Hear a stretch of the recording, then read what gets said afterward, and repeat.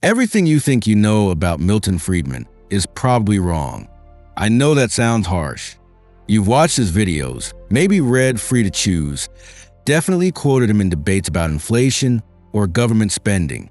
You consider yourself someone who understands Friedman's economics.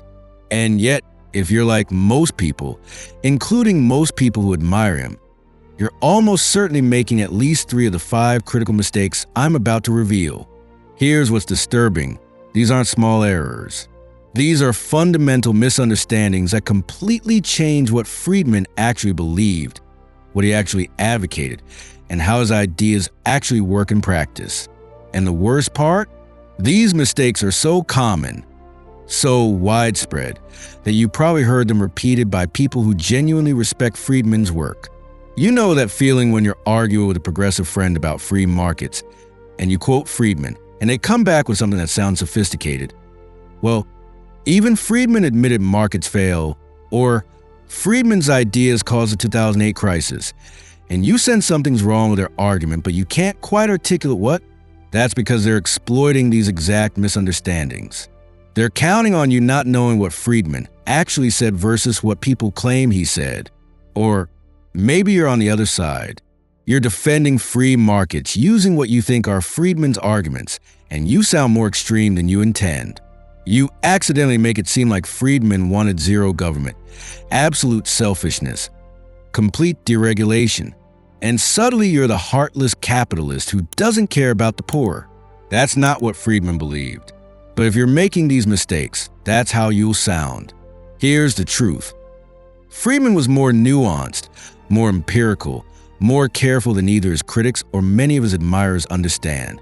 The real Friedman, the one who changed his views based on evidence, who acknowledged complexity, who had specific reasons for every position, that Friedman is more powerful, more defensible, and more relevant to today's economic chaos than the caricature version most people argue about.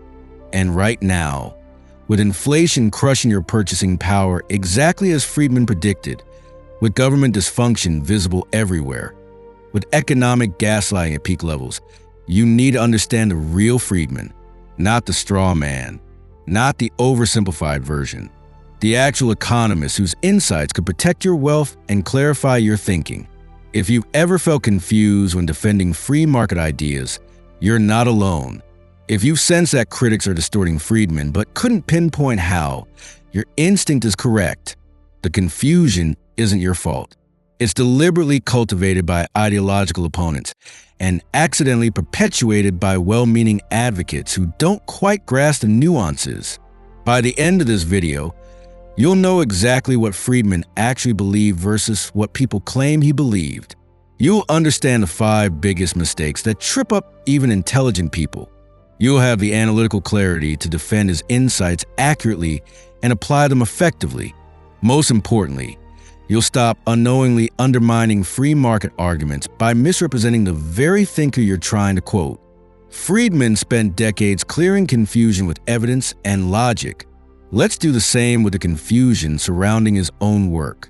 If you want to discover more about Milton Friedman's actual insights, not the caricatures, subscribe to this channel where we explore the thinking of economists and philosophers who saw through the chaos to discover timeless truths. Now, let's examine the first major mistake. This is the most common and most damaging mistake people make. They think Friedman was an anarcho-capitalist who believed government should do nothing. They imagine you want to privatize literally everything: roads, police, courts, defense, all of it. And when they argue from this position, they sound insane to normal people. Here's why people believe this. Friedman spent so much time criticizing government failure that it's easy to assume he opposed all government. His rhetoric was sharp. His examples were devastating. When he explained how the FDA kills people by delaying drug approvals, when he showed how public schools fail children, when he demonstrated how minimum wage laws create unemployment, he was so convincing in exposing government failure that people extrapolated to therefore no government at all. But look at what Friedman actually wrote. In Capitalism and Freedom, he explicitly states, the existence of a free market does not eliminate the need for government. On the contrary, Government is essential both as a forum for determining the rules of the game and as an umpire to interpret and enforce the rules decided on. Notice that? Government is essential, not optional, not something we tolerate reluctantly. Essential. Friedman identified specific, crucial government functions that markets cannot provide. National defense. You can't have competing private armies without descending into warlordism. The legal system.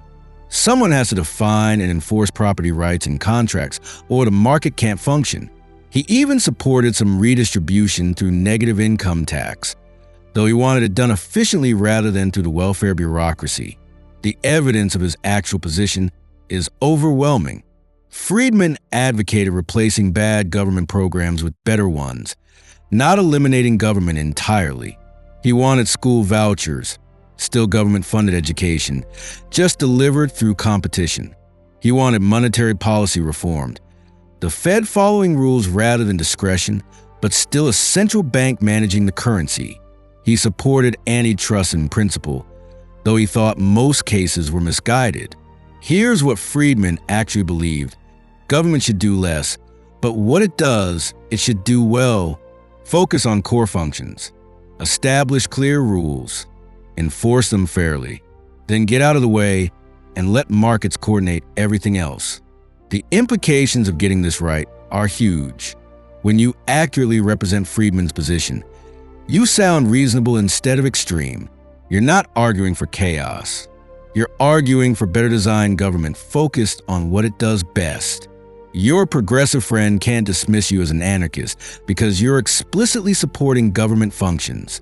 You're just demanding those functions be performed effectively. Think about how this changes the debate. Instead of "we need zero government" versus "we need government intervention," the conversation becomes, what should government do and how should it do those things well? That's a productive discussion. That's where Friedman wanted the debate to happen. When someone says, "But who will build the roads without government?" you can respond honestly. Friedman supported government building roads in many cases. He just asked whether government monopoly was necessary or whether competitive contracting might work better. He wanted evidence, not ideology. You know what's fascinating? Friedman changed his views on some government functions when evidence shifted. Early in his career, he supported government licensure for doctors. Later, after seeing how it created monopoly power and restricted competition, he opposed it. He followed the data. He wasn't dogmatically anti-government. He was empirically skeptical of government solutions that didn't work. The real Friedman asked, is this the best way to achieve this goal? What are we comparing it to? What does the evidence show? Those are powerful questions. Use them instead of blanket opposition to all government action. Moving to the second major mistake. Critics love this one. They claim Friedman was blind to market imperfections, monopolies, externalities, information asymmetries, all the standard market failure examples from Economics 101.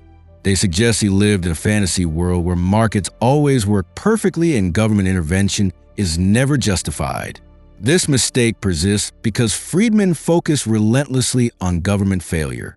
When everyone else obsessed over theoretical market failures, Friedman said, "Okay, but look at actual government failures. They're worse." This emphasis made it seem like he denied markets ever fail, but that's not what he believed at all. Friedman explicitly acknowledged market imperfections. He wrote entire papers analyzing monopoly externalities and neighborhood effects. The difference wasn't whether markets could fail. It was what you compare them to. Friedman insisted on comparing real markets with real government, not comparing real markets with imaginary perfect government. Look at his methodology. When progressives said markets fail to provide education equally, so government must intervene, Friedman responded, first, show me the market failure is worse than government failure. Second, if government intervenes, design it to use market mechanisms like vouchers rather than bureaucratic monopoly. He called this the nirvana fallacy, comparing imperfect markets to perfect government that exists only in theory. The relevant comparison is imperfect markets versus imperfect government. And when you make that comparison honestly, Friedman showed markets usually perform better even with their flaws. Take monopoly, the classic market failure. Friedman didn't deny monopolies could emerge. He asked, how did they emerge? Through competition and innovation or through government protection? The evidence showed most persistent monopolies resulted from government licensing, regulations, tariffs, and barriers that prevented competition. Standard Oil's market share was declining before antitrust broke it up. AT&T was a government-granted monopoly. The Postal Service maintains monopoly through legal prohibition of competition. Real-world monopolies from market success tend to be temporary and fragile. Competitors innovate around them. Monopolies from government protection last indefinitely because legal barriers prevent competition. Which should we worry about more? Or consider externalities, the pollution example everyone uses. Friedman didn't deny pollution exists or that it's a problem. He questioned whether government regulation was the best solution compared to alternatives like strict property rights enforcement. If factories couldn't legally pollute neighboring property, they have strong incentives to control emissions. The problem isn't markets failing. It's government failing to protect property rights effectively. Notice the pattern? Friedman acknowledged the problem, then analyzed which institutional framework handled it better. He didn't pretend markets were perfect. He demonstrated government was worse.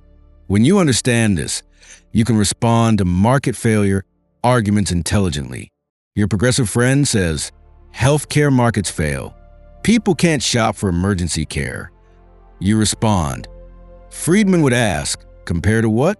Does government provision work better? Look at VA hospitals, Medicare cost spirals, regulatory barriers preventing competition. The empirical question isn't whether healthcare markets are perfect. It's whether government intervention improves outcomes. Show me the evidence. That's a devastating response because it shifts burden of proof correctly. The person advocating government intervention must demonstrate it works better than alternatives, not just point to market imperfection. Here's what critics miss. Friedman's whole career was studying comparative institutions. He knew markets fail sometimes. He spent decades documenting how government fails more often and more severely. His question was never, are markets perfect? But rather, what system best coordinates human action given that all systems are imperfect? The evidence clearly favored markets in most cases, not because markets never fail, but because government failures were larger, more persistent, and less self-correcting. Markets have profit and loss feedback that punishes failure. Government has political feedback that often rewards failure with bigger budgets. When you grasp this nuance, you sound sophisticated instead of naive. You acknowledge complexity while defending market superiority. You meet critics on analytical ground where Friedman's evidence is strongest. Now, the third mistake. This one makes me genuinely angry because it's so dishonest. Progressives blame Friedman's deregulation ideology for the 2008 crisis. They claim his influence on policy created the conditions for financial collapse. It's become conventional wisdom in many circles, and it's almost completely backwards. People believe this because timing seems to support it. Friedman's ideas influenced Reagan-era deregulation in the 1980s. Financial deregulation continued through the 1990s and 2000s, then crisis hit in 2008. The narrative writes itself.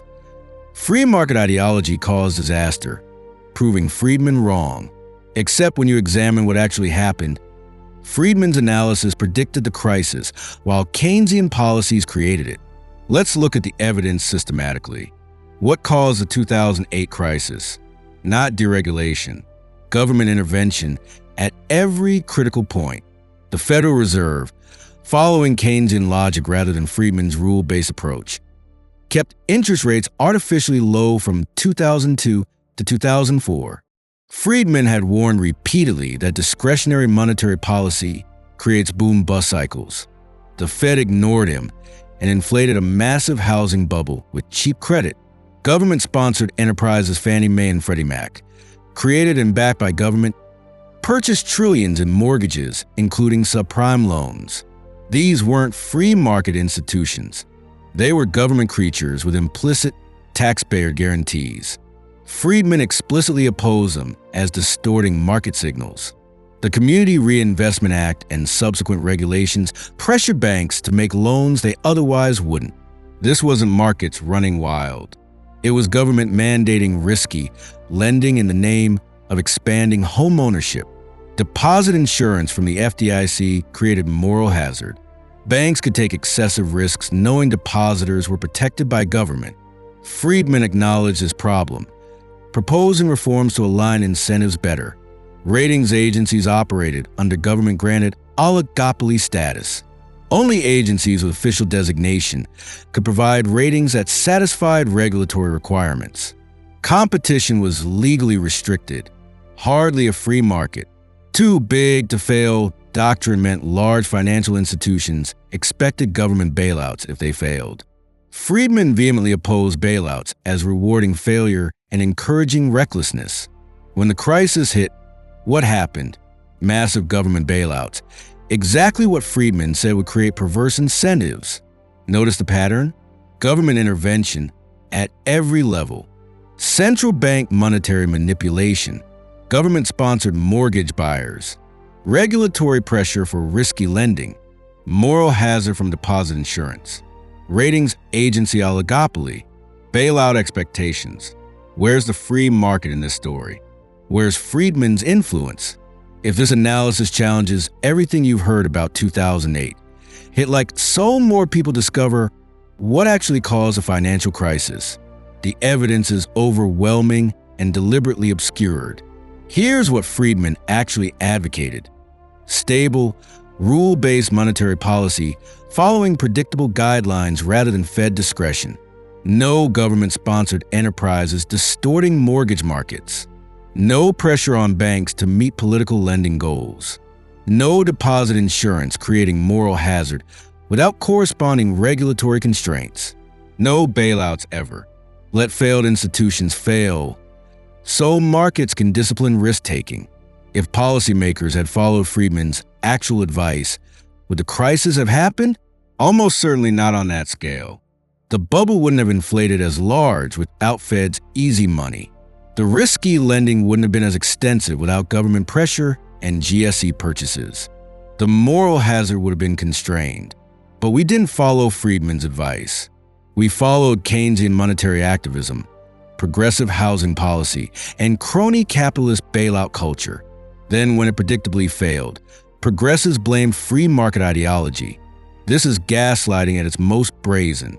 They implemented policies Friedman opposed, created the crisis he warned against, then blamed his ideas for the disaster.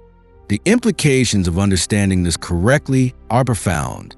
When someone says 2008 proved free markets don't work, you can respond with evidence. Show me the free market. Fed manipulated interest rates. That's central planning. Fannie and Freddie were government creatures. CRA mandated risky lending. Ratings agencies were government-granted oligopoly. Too big to fail was government policy. Then government bailed everyone out. Where's the free market? Friedman opposed all of these interventions.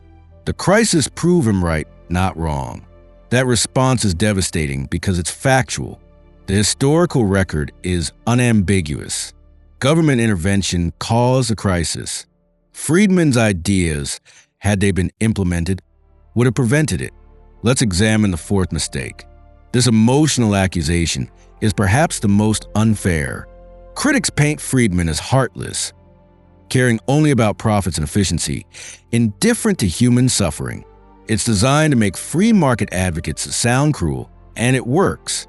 Many people hesitate to quote Friedman because they don't want to seem callous.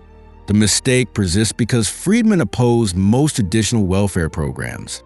He criticized minimum wage, rent control, agricultural subsidies, welfare bureaucracy, all the programs supposedly designed to help poor people. To critics, this opposition proved he didn't care about poverty. But look at Friedman's actual record and reasoning. He cared deeply about poverty. He just understood that good intentions don't equal good results. He asked the empirical question, Does this program actually help poor people, or does it just make middle-class people feel good? The evidence was clear. Most anti-poverty programs hurt the people they claim to help. Minimum wage laws? Friedman showed they create unemployment among low-skilled workers, the very people who need jobs most. When you legally prohibit employment below a certain wage, employers hire fewer workers. Teenagers, minorities, people without experience, they get shut out. The data proved him right. Minimum wage increases consistently correlate with higher unemployment among vulnerable groups. But Friedman didn't just criticize, he proposed better alternatives. His negative income tax idea would guarantee minimum income for poor families through the tax system, avoiding welfare bureaucracies, degrading conditions, and poverty traps. This wasn't heartless conservatism. It was compassionate policy designed based on incentives and dignity. Rent control? He demonstrated it helped current tenants at the expense of future renters, reduced housing supply, and created shortages. It benefited middle-class people with connections to get rent-controlled apartments while hurting poor people searching for housing. He didn't oppose it because he didn't care about affordable housing.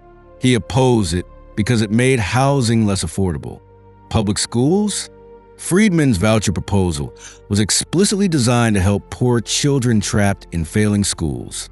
Give families choice. Let them escape bad schools. Introduce competition to improve quality. This was motivated by compassion for children whose parents couldn't afford private school or houses in good districts. Look at how Friedman analyzed poverty globally. He studied economic development extensively. He showed that free markets lifted more people out of poverty than any aid program. Hong Kong, Singapore, South Korea, formerly poor places that embraced market economics and became prosperous within a generation. Meanwhile, countries that followed socialist development models stayed poor despite massive foreign aid. Which approach actually helped poor people? The evidence was overwhelming. Economic freedom, property rights, open markets. Not because Friedman was ideologically committed to markets, but because the data showed what worked. Here's what critics never acknowledge. Friedman changed his policy views when evidence showed programs helped people. He supported some redistribution through negative income tax. He acknowledged certain regulations might be justified if benefits exceeded costs. He wasn't dogmatic. He was empirical. The real difference between Friedman and his critics? He insisted on measuring actual outcomes rather than intended outcomes. He refused to give programs credit for good intentions when results were bad. That's not heartlessness. That's genuine compassion that demands policies actually work. When your progressive friend accuses you of not caring about the poor because you oppose minimum wage, you respond, I care enough about poor people to look at the evidence. Minimum wage laws increase unemployment among the most vulnerable workers. The data is clear across decades and countries. Friedman showed this repeatedly. If you truly care about poor people, you should oppose policies that hurt them, even if those policies sound compassionate. That's a moral argument, not just an economic one. Real compassion requires honesty about what works. Think about Friedman's personal history. He grew up in modest circumstances, son of immigrants. He understood economic struggle personally. His advocacy for free markets wasn't abstract theory. It came from seeing what actually helped families like his own escape poverty. Free enterprise and opportunity, not government programs. The implications of getting this right transform the debate. You're not the heartless capitalist versus the compassionate progressive. You're the person who cares enough to demand evidence that programs work versus the person satisfied with good intentions regardless of bad results. Now we arrive at the fifth and final mistake. This is a sophisticated objection. Even people who respect Friedman historically claim his ideas don't apply anymore. The economy is too complex now, too globalized, too technological. Climate change, artificial intelligence, cryptocurrency, platform monopolies. Surely these 21st century challenges require approaches Friedman never imagined. People believe this because it sounds reasonable. Friedman died in 2006. The iPhone launched in 2007. The world has changed dramatically. How could economic principles from the 1960s and 1970s possibly apply to today's radically different economy? But this mistake reveals fundamental misunderstanding of what Friedman actually taught. He wasn't offering policy prescriptions for specific technologies. He was explaining timeless principles of human action and institutional design. Those principles don't become obsolete just because new technologies emerge. Think about Friedman's core insights. Incentives matter. People respond to costs and benefits. This principle works whether we're analyzing medieval agriculture or cryptocurrency markets. Human nature doesn't change with technology. Information is dispersed. No central planner has the knowledge to coordinate a complex economy. This is more true today than ever. The economy is vastly more complex than when Friedman wrote. If central planning couldn't work in 1980, it certainly can't work in 2024. Unintended consequences are real. Government interventions create ripple effects policymakers don't anticipate. This applies to AI regulation as much as it applied to price controls. Institutions shape outcomes. The rules of the game determine how people play. Whether we're talking about traditional corporations or blockchain protocols, institutional design matters. Evidence beats intentions.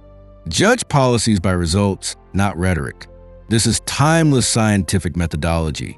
Look at how Friedman's principles illuminate current challenges.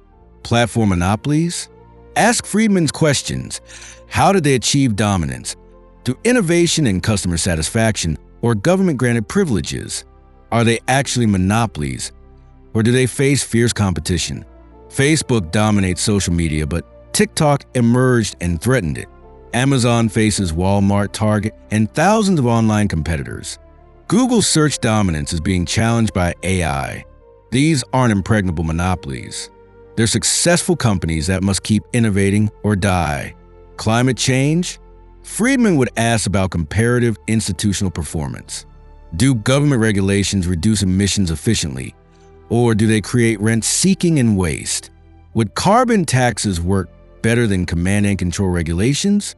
How do property rights and liability laws incentivize pollution reduction? The principles of institutional economics apply perfectly. Cryptocurrency? Friedman predicted it decades before Bitcoin. He said we needed technology that would allow anonymous digital transactions. He understood monetary competition. His principles explain why decentralized cryptocurrency works and why central bank digital currencies threaten privacy. Artificial intelligence? Friedman's framework for analyzing technological unemployment applies directly. New technology destroys some jobs while creating others. Government attempting to prevent this process causes more harm than good. The question isn't whether AI will disrupt. It's whether we allow the adjustment process to work. The evidence shows Friedman's principles have become more relevant, not less. Consider inflation. His monetary theory explained 1970 stagflation and explains 2021 to 2024 inflation perfectly. The Fed printed money massively. Prices rose predictably. Friedman saw this coming 50 years ago. His analysis works today exactly as it worked then. Or examine government dysfunction. Friedman explained why government programs fail due to misaligned incentives and dispersed knowledge. Look around. Do you see government working better now than in the 1970s? The DMV, VA hospitals, public schools, infrastructure spending. The failures Friedman predicted persist and worsen. His analysis was prophetic. Here's what fascinates me. Young people discovering Friedman today often say his insights seem written for current moment. His warnings about inflation, government growth, monetary manipulation, regulatory capture, they describe 2024 perfectly. That's not because Friedman was psychic. It's because he understood timeless principles that keep playing out. When someone claims Friedman is outdated, ask them, which principle specifically doesn't apply anymore? Do incentives not matter now? Is information less dispersed in our complex economy? Have unintended consequences disappeared? Does evidence no longer matter? They can't answer because the principles are timeless. The real question isn't whether Friedman's ideas are outdated. It's whether we're finally ready to apply them. We ignored him in the 1970s and got stagflation. We ignored him before 2008 and got financial crisis. We're ignoring him now and suffering inflation and dysfunction. Maybe the problem isn't that his ideas are old. It's that we keep making the same mistakes he warned against. Now you see Milton Friedman in a completely different way, don't you? Not the caricature that either his critics attack or his admirers sometimes unknowingly perpetuate, but the real economist, nuanced, empirical, compassionate, and timeless. Think about what we've discovered together. The anarchist who actually supported essential government functions and just wanted them performed well. The market fundamentalist who acknowledged market imperfections and insisted on comparing real alternatives, not fantasy versions. The economist supposedly responsible for 2008 whose actual ideas, had they been implemented, would have prevented the crisis entirely. The heartless capitalist who cared deeply about poor people and demanded policies that actually helped them rather than just sounding compassionate. The outdated thinker whose principles illuminate today's challenges more clearly than most contemporary analysis. These aren't minor corrections. They're fundamental transformations of understanding. Each mistake we've corrected opens up new analytical clarity, new argumentative power, new ability to see through economic confusion and political gaslighting. You came into this video possibly making some of these mistakes yourself, or at least unclear how to refute them when others made them. That confusion was understandable. These errors are everywhere, repeated by smart people, embedded in conventional wisdom. But confusion is no longer necessary. You now know what Friedman actually believed, what he actually advocated, what evidence actually supports his positions. And here's what that means practically. Next time someone says Friedman wanted no government, you can correct them precisely. When they claim he ignored market failures, you can explain his comparative institutional analysis. When they blame him for 2008, you can lay out the evidence of government intervention at every level. When they accuse you of heartlessness for supporting free markets, you can pivot to outcomes versus intentions. When they dismiss his ideas as outdated, you can show how his principles illuminate current challenges. You're no longer confused or defensive. You're informed and confident. That's the transformation from caricature to reality, from superficial understanding to deep clarity, from accidentally undermining free market arguments to powerfully defending them. The revelation isn't just about Friedman. It's about how economic truth gets distorted, how good ideas get corrupted, how clear thinking requires constant vigilance against comfortable myths. Friedman spent his career clearing confusion with evidence. We've just done the same for confusion about Friedman himself.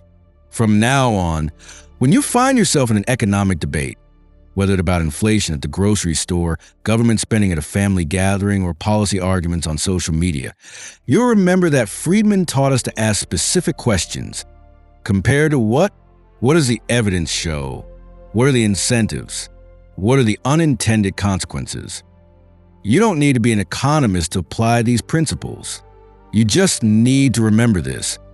Friedman wasn't offering ideology. He was offering methodology. His power wasn't in political positions, but an analytical framework. How to think about economic questions, not what to think about them. In the coming weeks, watch how these corrections transform your understanding of current events. You'll see inflation reporting and remember Friedman's monetary theory.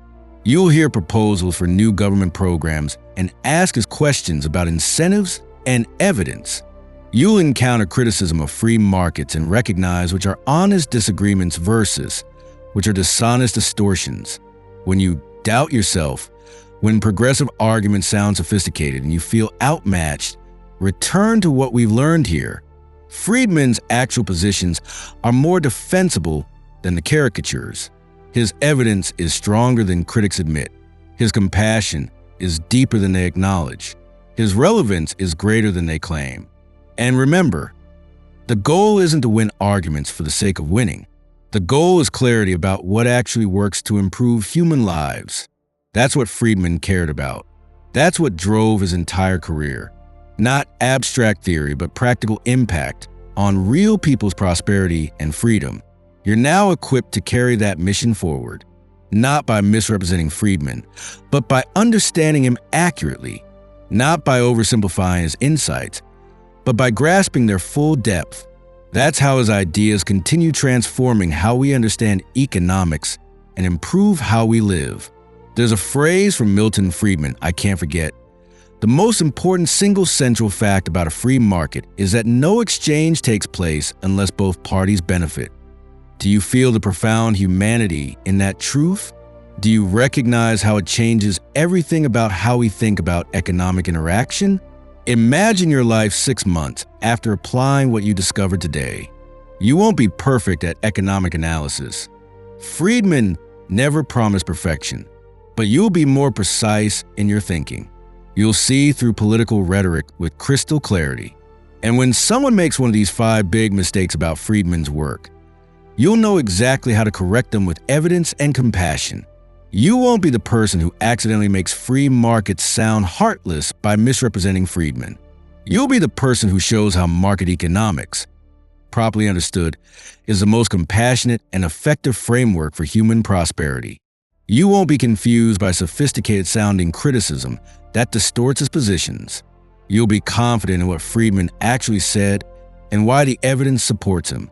This channel exists to discover together the wisdom of thinkers like Milton Friedman, economists and philosophers who face the same eternal questions about freedom, prosperity, and human flourishing that we face today.